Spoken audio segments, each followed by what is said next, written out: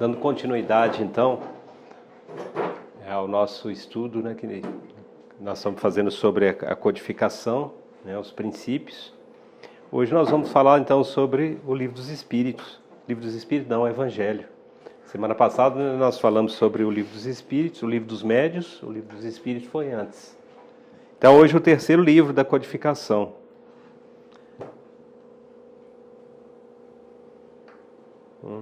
No Evangelho, né, ele vai nos trazer aqui uma explicação das máximas morais do Cristo. Então nós vamos perceber, né, que o foco principal do Evangelho, segundo o Espiritismo, são as questões morais, né, e as suas aplicações às diversas circunstâncias da nossa vida. A primeira edição, né, do livro foi em abril de 1864 e o nome era Imitação do Evangelho segundo o Espiritismo. Somente na segunda edição, né, que aí passou a ser, né, o Evangelho segundo o Espiritismo, né, que foi um ano depois, em 1865. O Evangelho vai conter um índice, né, de referências bíblicas, né, o prefácio, né, que vai se constituir numa mensagem dada pelo Espírito da Verdade, né, e que, de acordo até com a nota de rodapé que é colocada, né, pela Federação Espírita Brasileira, né, vai resumir um tempo, né, o caráter do Espiritismo e a finalidade também dessa obra do Evangelho. Por isso a mudança, né, porque parecia que estava imitando a Bíblia, né, estava imitando o livro que é a base da doutrina da religião católica. Então parecia ser uma imitação, e nada, na realidade, não é imitação. É um esclarecimento das morais, né, do Cristo, e não somente o esclarecimento das morais, mas também, né, aquelas parábolas, principalmente, né, que até hoje ainda traz, né, dúbias, né, interpretações. Então, por isso essa mudança, né? Bem lembrado. Tá? Na introdução, ela vai se compor de 4 itens, tá? Na introdução do Evangelho, que é o objetivo da obra, a autoridade da doutrina espírita e o controle universal, né, do ensino dos espíritos. Como terceiro, vem as notícias históricas e, por último, Sócrates e Platão como precursores da ideia cristã e do espiritismo, né? E um resumo da doutrina de Sócrates e Platão. Então toda essa parte vai estar na introdução, tá, do Evangelho. Já todo o conteúdo, né, o corpo da obra vai se compor de 28 capítulos, né? Trata o livro em questão especialmente dos princípios da moral evangélica, né, e sua aplicação na nossa vida cotidiana. Esclarece-nos também, né, o Kardec, na parte da introdução, né, que das matérias contidas no Evangelho, nos quais, né, os atos comuns da vida do Cristo, tá, ele vai trazer essas colocações, também dos milagres, as predições e as palavras que foram tomadas pela Igreja, né, para fundamento dos seus dogmas, né, e o ensino moral. Segundo Kardec, o ensino moral é terreno onde todos os cultos podem reunir-se. É estandarte sobre o qual podem todos colocar-se, né, quaisquer que sejam as suas crenças.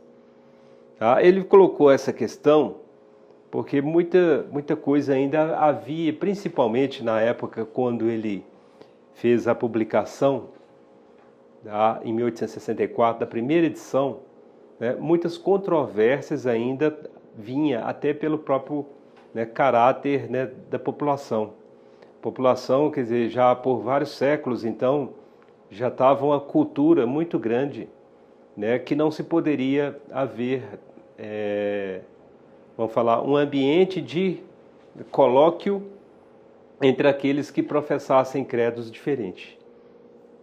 Então, por isso que ele coloca as questões morais, ela é independente, né, de qualquer, né, crença religiosa. Porque as questões morais estão, né, inteiramente ligadas em quê? Né? Em amor. em convivência, em respeito, né? É a base, né, a boa nova do Cristo, né? Amar ao próximo como a ti mesmo. Constitui também, né, aquele código uma regra de proceder que abrange todas as circunstâncias da vida privada e também da vida pública, né? O princípio básico de todas as relações sociais, que se funda na mais rigorosa justiça.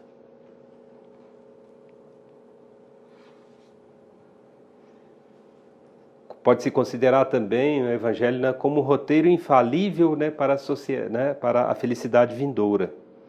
Assim argumentado, né, o codificador justifica a escolha do ensino moral do Cristo para a elaboração do livro, constituindo-se então os princípios da moral evangélica como objetivo exclusivo dessa obra. Então a base, né, toda fundamentada, né, do Evangelho segundo o Espiritismo são as questões morais.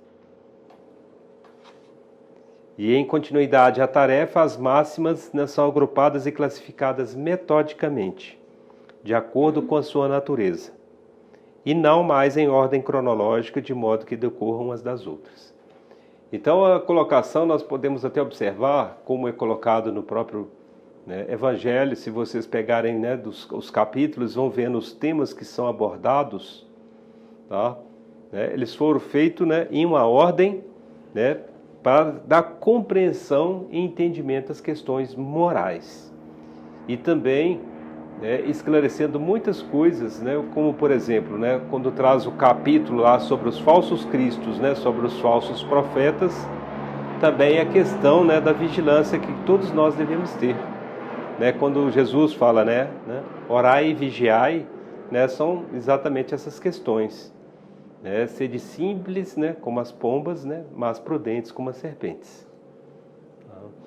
E também as questões, por exemplo, né, como, né, o que ele queria dizer, por exemplo, né, amar ao próximo, né, como a si mesmo, né, e perdoar os vossos inimigos, né, e ter amor para com eles, né, mas não muitas vezes, né, como era interpretado, né, ter amor, né, de uma determinada forma, como se a gente tivesse, né, para com um irmão, para com o pai. E aí nos esclarece o Evangelho todas essas questões, mostrando, né, que a amplitude, né, por falta, até explica isso, né, por falta, né, de palavras no nosso pobre vocabulário, né, então a palavra amor, ela acaba trazendo, né, vários significados, né? Então traz esse esclarecimento também. Como também traz, né, o esclarecimento, né, do capítulo Sede Perfeitos, mostrando, né, qual que é a conduta, né, do homem de bem, né, como deve ser a conduta também do espírita. Então, tudo baseado o quê? Né, nas questões morais, né, de crescimento espiritual que nós devemos trilhar. Kardec também, ele faz a explicação das passagens obscuras e o desdobramento, né, de todas as consequências, tendo em vista a aplicação dos ensinos, né, a todas as condições da vida. O que quer dizer isso? Né? Muitas coisas que estavam obscurecidas, muitas vezes, né, imputadas até como dogmas, né, coisas inquestionáveis. Então ele traz esse esclarecimento, né, e muitas coisas ainda não nos foram ditas, né, naquela época, até pelo o próprio grau de compreensão e entendimento ainda que nos falta. É por isso que depois, né, começa, né, os próprios espíritos, né, através da psicografia, né, de Chico Xavier, de Divaldo e Ivone do Amaral Pereira, vai nos trazendo, né, determinadas literaturas que vai se complementando, né, à base da doutrina.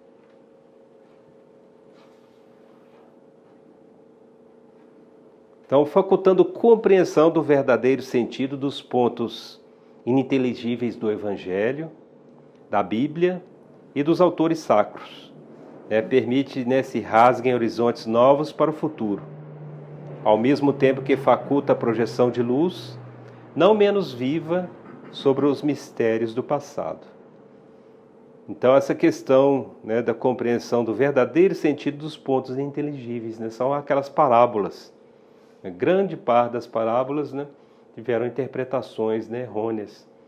muitas das quais até, né, propositadas, né, para que houvesse então um domínio, né, da religião do Estado, né, sobre a população vigente da época. Isso perdurou praticamente por séculos e séculos. Utilizaram o quê? Do próprio, se transformou numa religião do Estado, né, e com essa religião eles, né, aproveitando, né, das questões, né, das parábolas, fazendo interpretações de um modo, né, que a população se tornasse como que, né, escravizada, né, perante aqueles dogmas. Então essa parte, né, que ele vai trazer o esclarecimento, que são esses chamados os pontos ininteligíveis dos evangelhos. Então, para a próxima semana, nós vamos fazer, né, sintetizar um pequeno ponto com relação agora ao livro, né, O Céu e o Inferno. Muito obrigado. Alguma pergunta?